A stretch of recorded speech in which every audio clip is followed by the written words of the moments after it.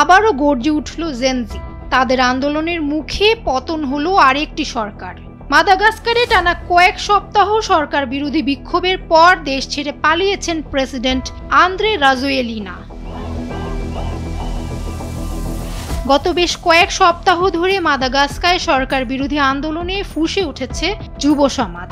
সরকারের বিরুদ্ধে দুর্নীতি, বেকারত্ব ও অর্থনৈতিক স্থবিরতা নিয়ে বিক্ষোভ আন্দোলন শুরু করে সাধারণ জনগণ। এই বিক্ষোভ দেশটির জেনজিদের নেতৃত্বে দ্রুত ছড়িয়ে পড়ে। অবশেষে পতন হয় তৎকালীন সরকারের। দেশ ত্যাগ করে প্রেসিডেন্ট আন্দ্রে রাজোয়েলিনা। খবর রয়টার্সের। প্রেসিডেন্টের দেশ ত্যাগ নিয়ে মাদাগাস্কারের বিরোধী দলীয় নেতা সিতিনি জানান, প্রেসিডেন্ট দেশ ছেড়েছেন। প্রেসিডেন্টের দপ্তরের কর্মকর্তাদের সঙ্গে যোগাযোগ করা হচ্ছে ও তারা নিশ্চিত করেছেন যে তিনি দেশ ছেড়ে চলে গেছেন। তবে রাজোয়েলিনার বর্তমান অবস্থান সম্পর্কে কোনো তথ্য জানা যায়নি বলেও জানান তিনি।